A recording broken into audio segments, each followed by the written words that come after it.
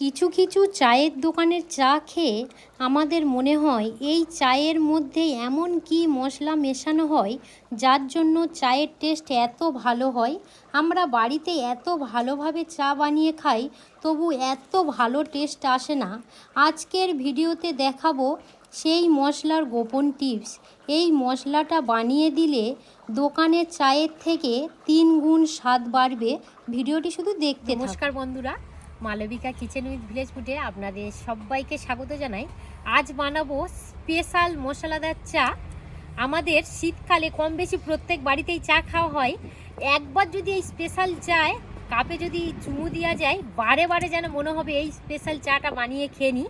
আর আমাদের অনেক সময় মনে হয় দোকানের চাটা এত ভালো কেন লাগে, তো সেই টিপসগুলো আপনাদের সঙ্গে শেয়ার করব। চলুন এবার তৈরি করে নেওয়া যায়। চায়ের মশলাটা কিভাবে তৈরি করব, কি কি উপকরণ নিয়েছি বলে দেব। এখানে মিষ্টি কাঠ, এলাচ, লবঙ্গ, মৌরি, শুকনো আদা, তেজপাতা আর তুলসী পাতার মঞ্জুরি নিয়েছি। উনানের মধ্যে কড়াটা বসিয়ে দিয়ে কড়াটা গরম করে নেব।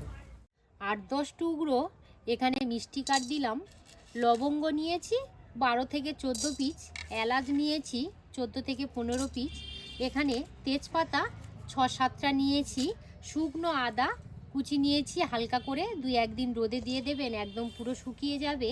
এবারে মৌরি 1 চামচ দিয়ে দিলাম, দিয়ে এবারে হালকা করে ভেজে নেব। আপনি এই মশলাগুলো ভাজবেন উনানের আঁচ লো টু মিডিয়াম আঁচে দিয়েই ভাজবেন। বেশিক্ষণ ভাজার দরকার নেই, 2 থেকে 3 মিনিট নেড়ে নিলেই হয়ে যাবে, ভেজে নেব। এবারে শিলের মধ্যে দিয়ে দেব, আর যখনই ভাজা হয়ে যাবে কত সুন্দর একটা সেন্ট বেরোবে, বুঝতে পারবেন মশলার সেন্ট, তাই না দিদি? এবারে ভালো করে মিহি করে ডাস্ট করে নেব। এটা হচ্ছে তুলসী পাতার মঞ্জুরি। এইভাবে ভালো করে হাত দিয়ে এইভাবে নিয়ে নেবেন, নিয়ে এই মশলার সঙ্গে একটু ডাস্ট করে নেবেন। এটা কিন্তু আমাদের মেন মশলা, এর ফ্লেভার সত্যি অন্যরকম আর খুবই উপকারী। আমরা সবাই জানি তুলসী পাতার মঞ্জুরি আমাদের খুবই উপকার। যদি মঞ্জুরি না পান তাহলে 8-10টা পাতা একটু 2-1 দিন শুকিয়ে নেবেন, সেটাও দিয়ে দিতে পারেন। এবার এই স্ট্যান্ডের উপর এই সসপ্যানটা বসিয়ে দেব। প্রথমত আমি 1 কাপ জল দিয়ে দেব। যেহেতু সসপ্যানটা একটু ছোট, উনানের মধ্যে বসাতে গেলে একটু আর কি ডেবে যাচ্ছিল, তো সেই জন্য স্ট্যান্ডটা দিয়ে দিলাম। এটা যখনই গরম হয়ে যাবে তখনই এই রকমই চামচে 2 চামচ চা দিয়ে দেবেন। আরও কিছুক্ষণ ফুটিয়ে নেব। যখনই গরম হয়ে গিয়ে একটু ফুটবে ভাব দেখুন, তখনই এখানে আমি নিয়েছি গাই দুধ। যে কাপের 1 কাপ জল দিয়েছিলাম সেই কাপের আমি 2 কাপ দুধ দিয়ে দেব, আরও 1 কাপ দিয়ে দেব।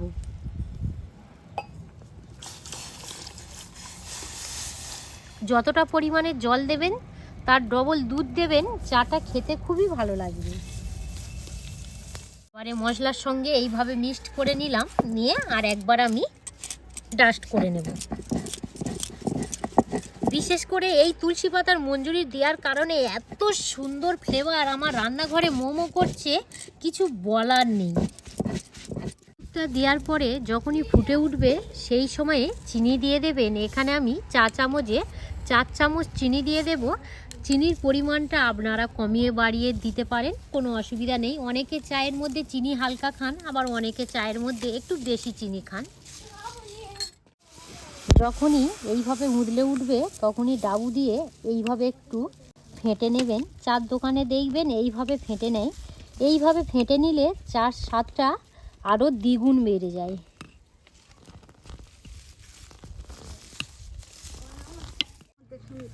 খুব সুন্দর একটা সেন্ট এসছে, এখনো কিছু দিইনি, এর মধ্যে বলছো সেন্ট পাচ্ছি।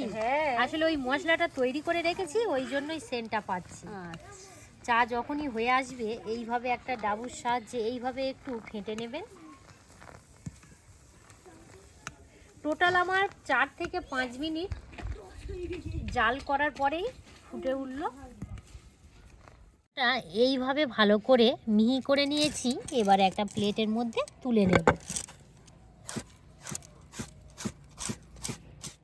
কিছুক্ষণ ফুটিয়ে নিয়েছি। এবার আমি যে মশলাটা বানিয়ে রেখেছিলাম সেই মশলাটা দিয়ে দেব 1 চামচ। মশলাটা দিয়ে এইভাবে একটু ফেটে নেব, নিয়ে 1 থেকে 2 মিনিট ফুটিয়ে নেব। মশলাটা দেবার পর বেশিক্ষণ ফোটাবেন না, 2 মিনিটের মতো ফুটিয়ে নিলেই হয়ে যাবে। আর এইভাবে একটু ফাটতে থাকবে। দিদি, মশলাটা দেওয়ার পরে কত সুন্দর সুন্দর একটা সেন্ট বের হচ্ছে বলো, কত সুন্দর একটা সেন্ট বার হচ্ছে। আর মশলাটা আমি অনেকটাই পরিমাণে বানিয়ে নিয়েছিলাম। যা আর কি বানিয়েছি টোটাল দেওয়ার দরকার নেই, 1 চামচ দিয়ে দেবেন। আমার যেহেতু চার পরিমাণটা অনেক বেশি বলে 1 চামচ দিয়েছি। আপনারা যদি 1 কাপ বা 2 কাপ করে খেতে চান তাহলে একদম হাফ চামচ দিয়ে দেবেন। এখানে একটা 4 কেটলি নিয়েছি, কাগজ দিয়ে এই মুখটা একটু আটকে নেব।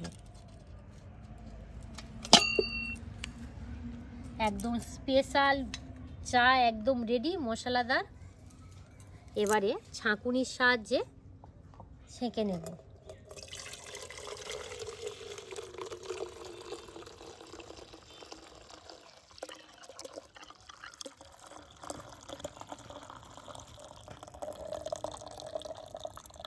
আমরা মশলাদার স্পেশাল চাটা টেস্ট করে দেখে নেব।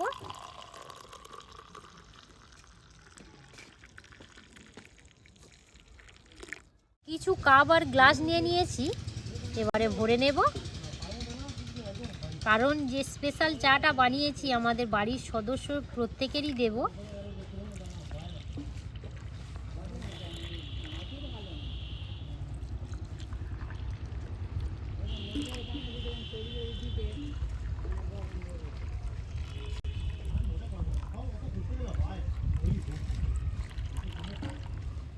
চা সব ঢেলে নিয়েছি, এবারে বাড়ির মধ্যে চলে যাব। চলো, এবারে মার চাটা দিয়ে দেবো। আস্তে শ্রেয়া, চলে এসো।